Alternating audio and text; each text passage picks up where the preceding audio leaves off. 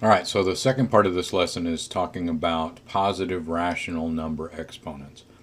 And this is basically just another way of writing radicals, but we're going to utilize our properties of exponents to help us solve these. So let's take a look at this definition. The meaning of a to the power of m over n.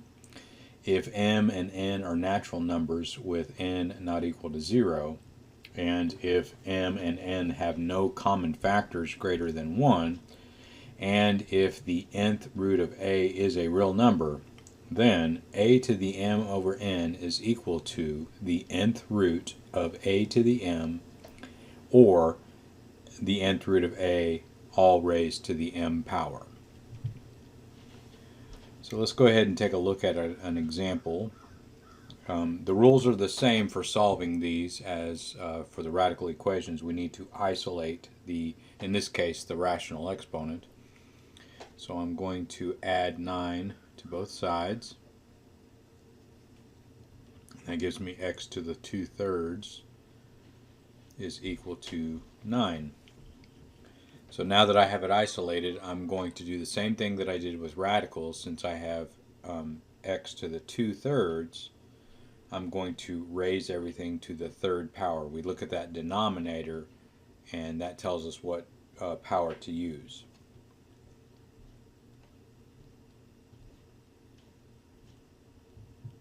And again, if I do it on one side, I have to do it on the other. So the exponent rule we're going to utilize is the power to a power rule. So this becomes x to the 2/3 times 3 over 1 power. Remember, power to a power, we multiply the powers.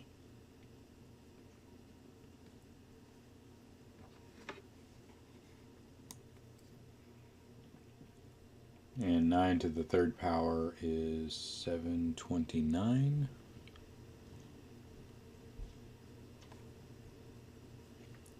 So when we multiply those fractions, the thirds are going to cancel out.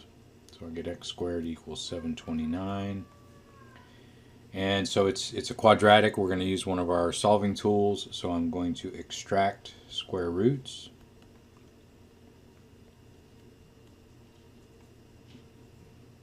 So x is equal to plus or minus the square root of 729. It's a perfect square. So x is equal to plus or minus 27. Now we still need to check our solution to make sure that it works. So let's do our check. We'll do the negative 27 first.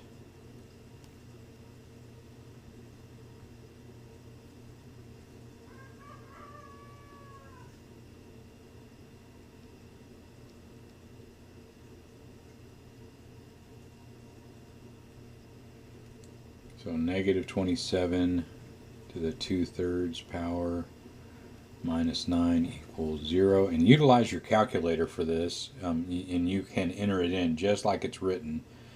But in case you don't have it, the third root of negative 27 is negative 3. And then negative 3 squared is 9. So that checks out. Okay, and then x equals 27. It's going to have the same result.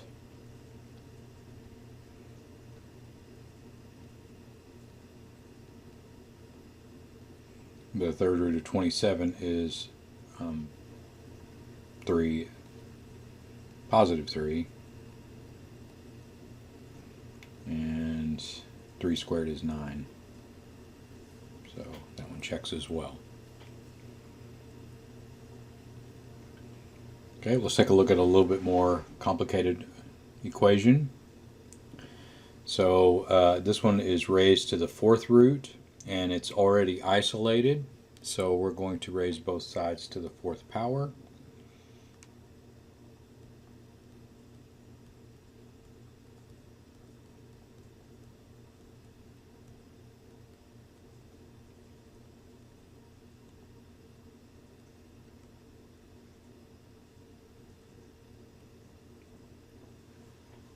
So on the left hand side, we get rid of the fourth root.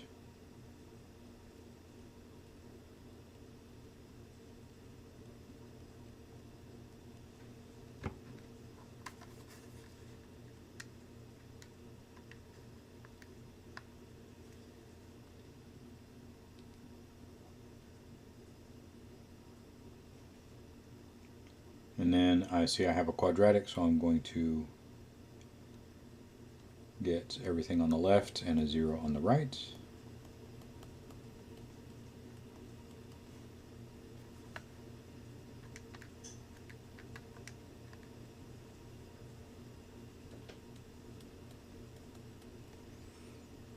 All right, so this quadratic has got big numbers in it. Now it does have a common factor. I can divide out a 32 out of the entire thing, and that'll help clean it up a little bit. So I'm going to divide by 32. So that gives me x squared minus x minus 2 equals 0. And so that makes it factor friendly. If you didn't see the division of 32 possible, you can still use quadratic formula. It's just the arithmetic is going to be very large. So that'll factor into x minus 2, x plus 1.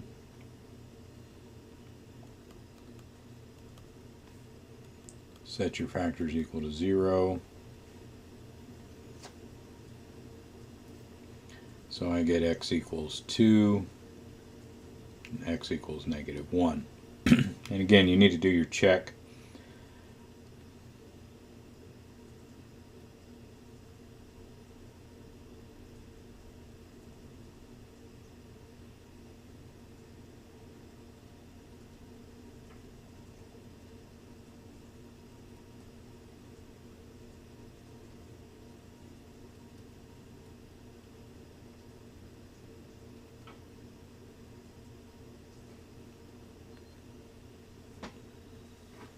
And make use of your calculator on this arithmetic.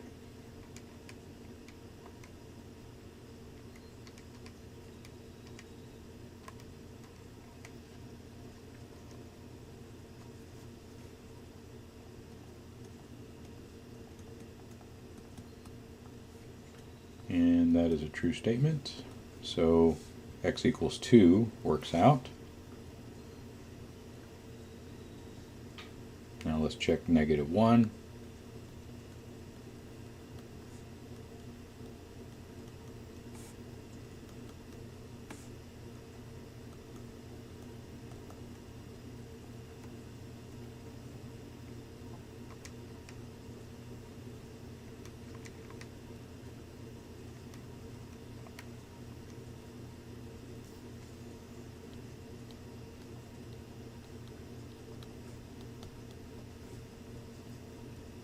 And that's going to check out as well.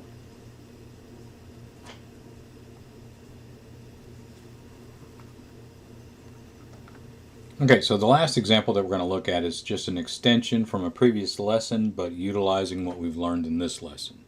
So we're going to look at a literal equation. They want us to solve this for g, and they're explaining what this equation means, but it's irrelevant for this class. But it says the speed required for an object to escape from gravitational pull of a planet is called the escape speed of the planet. The escape speed is given by the equation v sub e is equal to the square root of 2g m over r, where v sub e is the escape speed, g is the universal gravitation constant, m is the mass of the planet, and r is the radius of the planet. And they want us to solve this equation for r. So it has a radical in it, and that's why we're doing it. So we're going to follow our rules for radicals, and we're just moving things around to get r by itself. So let's go ahead and start by squaring both sides.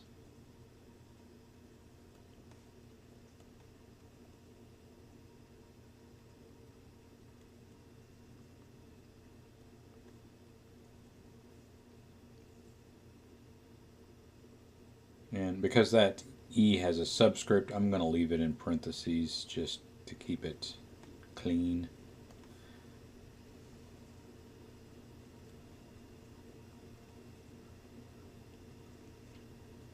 And the squaring on the right gets rid of the radical. And I'm trying to get r by itself, but it's in the denominator of a fraction, so I'm going to multiply both sides by r to get rid of the fraction. So I get r times v sub e squared is equal to 2gm. And then I just simply need to divide by v sub e squared to get r by itself.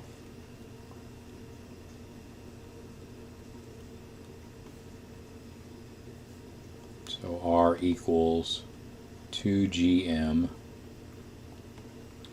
over v sub e squared. And there's no check necessary on this because we are just rearranging the equation.